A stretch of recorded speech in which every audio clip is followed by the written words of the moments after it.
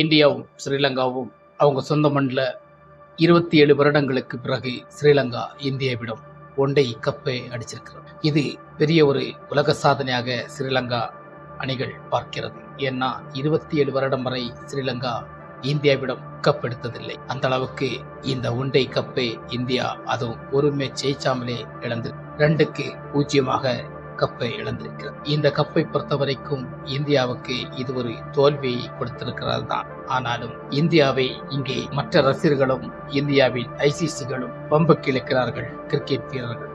அதற்காக எதிர்ப்பு தெரிவிக்கத்தான் இந்த வீடியோ நான் உங்களுக்கு பதிவு செய்கிறேன். வாங்க வீடியோக்குள்ள போய் பார்ப்போம். சட்டம் ஒழுங்கு சரியில்லாமல் இந்தியனுக்கு சாவை கிடையாது. இந்த இந்தியாவின் அனைவருக்கும் வணக்கம். இந்தியாவும் ஸ்ரீலங்காவும் கடந்த 3 2020 மேட்ச்ல இந்தியா அபாரமாக வெற்றி கொண்டு 2020 கப்பையை அடித்தது. சின்ன டீமாக சென்று சூரியகுமார் யாதவ் கேப்டன்ஷிப் முறைப்படி 11 வீரர்களாக சென்று அந்த கோப்பையை வென்றிருக்கிறார்கள். அந்த தோல்விக்கு பிறகு ஸ்ரீலங்கா அணி ரொம்ப முடங்கி இருந்துச்சு. அதுக்கப்புறம் இந்தியா ஒன்டே மேட்ச்ல நமக்கு சீனியர் வீரர்கள் அனைவரும் பலம் வாய்ந்த அணிகள், பலம் வாய்ந்த வீரர்கள் விளையாட போகும்போது நிச்சயமாக ஒன்டே மேட்சை கைவிட மாட்டாங்கன்னு தான் எல்லோருக்கும் நம்பிக்கை இருந்தது. அத்தனை நம்பிக்கையும் ஸ்ரீலங்காவின் பவுலிங்கள் தோல் கிளப்பி அதை அடித்து முறித்து விட்டது. அந்த அளவுக்கு நம்ம சொல்ல இருக்கிறோம். ஸ்ரீலங்காவை பொறுத்த வரைக்கும் இந்த வெற்றி அவங்களுக்கு ரொம்ப முக்கியமான வெற்றி. நமக்கு இந்த கிரிக்கெட் மேட்ச்ல இந்தியா வேர்ல்டு கப் எடுத்துன்னு வந்துட்டு இப்படி ஒரு தோல்வியை சந்திக்கிறதை நமக்கு ரொம்ப கேவலத்தனமா பார்க்குறோம். ஆனா அப்படி பார்க்கக்கூடாதுன்னு தான் நான் சொல்றேன். ஏன்னா வெற்றி தோல்வி நம் கிரிக்கெட் உலகத்தில் எல்லோருக்கும் சகஜமானது. ஏன் ஆஸ்திரேலியா கூட ஆப்கானிஸ்தானிடம் தோக்கலையா? அப்படி பல அணிகள், பழம்பெரும் பெரிய அணிகள் சிறிய அணிகளிடம் தோல்வியிட்ட சரித்திரங்கள் இங்கே உண்டு.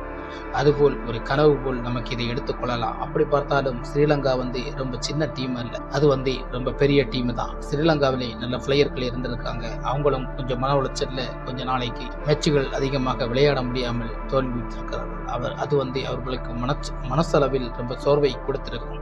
அந்த அளவுக்கு தான் ஸ்ரீலங்கா அணி இருந்தது. இந்த வெற்றியை இந்தியா விட்டு கொடுத்திருக்கிறதுனால அது ஒரு பெரிய ஒரு இழப்பு இந்தியாவுக்கு வரப்போறதும் இல்லை. ஏன்னா வெற்றி எல்லோருக்கும் உண்டு, தோல்வி எல்லோருக்கும் உண்டு.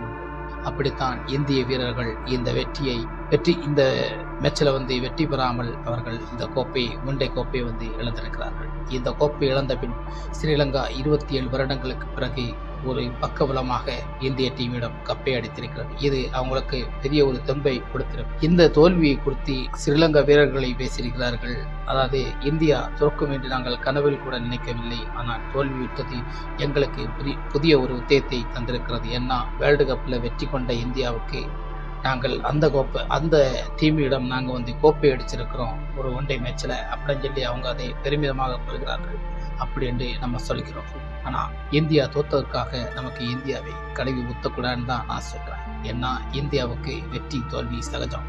ஆனா இந்தியா பும்ரா, பாகிஸ்தானில் முன்னாள் ஒரு வீரர் பும்ரா இல்லாத இந்தியா வலிமையற்று இருக்கிறது, பும்ரா இல்லாத இந்தியா பவுலிங் கேவலத்தனமாக இருக்கிறது என்று சொல்கிறார்கள் என்று அவர் பேட்டி கொடுத்திருக்கிறார்.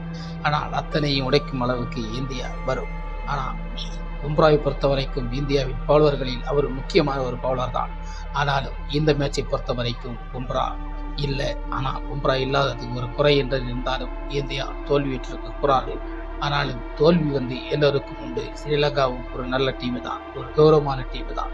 அந்த டீமு கூட இந்தியா தோற்கிறதுக்கு இது ஒரு புதிதல்ல. இதற்கு முன்னாடியும் பல ஒன்டைகளில் தோல்வியிட்டிருக்கலாம்.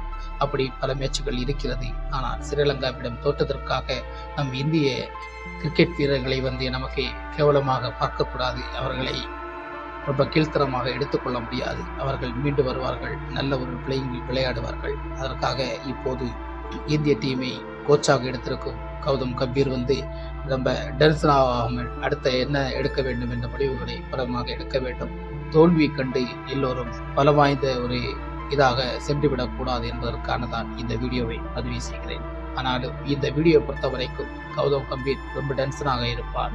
இந்த பெரிய சீனியர்களை கொண்டு நம் ஃபர்ஸ்ட் செகண்டாக நம்முடைய ஒரு அவமானத்தை ஏற்படுத்தி விட்டது என்று கருதலாம் என்று நீங்க நினைக்க வேண்டாம். வெற்றி தோல்வி வீரர்களுக்கு சகஜம்தான். அதை தாண்டி வருவதும் கோச்சில் ஒருவரும் இருக்க வேண்டும். அதை தாண்டி இந்திய வீரர்கள் வருவார்கள். இன்னைக்கு தோற்றால் நாளைக்கு ஜெயிப்பார்கள். இந்த தோல்விக்குள் அவர்கள் முடங்குவதற்கு இந்த தோல்வி அவங்களுக்கு பெரிய ஒரு இழப்பை ஒன்றும் கொடுத்து விடாது என்பதற்கான ரோஹித் சர்மாவின் கருத்தும் நமக்கு கேட்க வேண்டும். அந்த அளவுக்கு இந்திய டீம் வலிமையற்றி இருக்கிறது. அந்த வலிமையை நீங்கள் விமர்சனங்கள் செய்து அதை போக்க வேண்டாம் என்பதற்கான என்னுடைய பேச்சுக்கு நீங்கள் மரியாதை கொடுத்து இந்தியா இந்த ஒன்றை மேட்சை தோத்ததற்காக நானும் வருந்துகிறேன். இருந்தாலும் இந்தியாவுக்கு சப்போர்ட் கொடுக்க வேண்டும். தோல்விகள் விளையாட்டில் முக்கியமாக இருந்தால்தான் மற்றொரு அணிகளில் விளையாடும் போது நமக்கு வெற்றி பெற முடியும் என்ற தன்னம்பிக்கையை நமக்கு உருவாக்கி கொடுக்கும். அந்த அளவுக்கு தான் இந்திய டீம் இருக்கும். அதை நமக்கு முன்னோக்கி எடுத்து வைக்க வேண்டும். அதற்காக இந்தியா தோல்வியுற்றவுடனே ரசிகர்களுக்கு இதே ஒரு வேலையா போச்சு. இந்தியா தோத்தா அவர்களை தூக்கி வீசுறது, ஜெயிச்சா தூக்கி கொண்டாடுறது. இது நமக்கு இன்னைக்கல்ல அன்னைக்கல்ல எத்தனை வருடங்களுக்கு முன்னாடி நம்ம பார்த்துக்கிட்டு தான் இருக்கோம். அதெல்லாம் மாற்றணும். இங்கே தோல்வி வெற்றி எல்லாருக்கும்.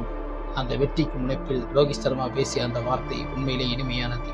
இந்த தோல்வி வெற்றி வீரர்களை நமக்கு இடை போட்டு அவர்கள் மனசிலை உடைச்சலையா ஏற்படுத்தக்கூடாது என்பதற்கான நல்ல எண்ணத்தோடு பேசியிருக்கிறார். அந்த எண்ணங்கள் நமக்கு செயலாக மாற வேண்டும். அவருடைய பேச்சு ரொம்ப வீச்சாக இருக்கும். அவருடைய பேச்சு ரொம்ப நமக்கு ரொம்ப உத்தேகத்தை கொடுக்கும் அளவிற்கு இருக்கிறது. அடுத்த சுற்றுக்கு வீரர்கள் தகுதி பெற வேண்டும். நல்ல ஒரு விளையாட்டை கொடுக்க வேண்டும் என்பதற்கான ரோஹித் சர்மாவின் பேச்சு ரொம்ப விசித்திரமானது. அதனால் இந்த பேச்சை நீங்கள் மக்கள் அனைவருக்கும் இந்த வீடியோ பிடிச்சிருந்தா மறக்காம நம்ம சேனலுக்கு சப்ஸ்கிரைப் லைக் பண்ணுங்க. கொஞ்சம் இடைவெளி விட்டு வந்திருக்கிறோம். அனைவரும் ஆதரவு கொடுங்க. வணக்கம். சட்டம் ஒழுங்கு சரியில்லாமல் இந்தியனுக்கு சாவை கிடையாது. இந்த இந்தியாவின் வரலாறு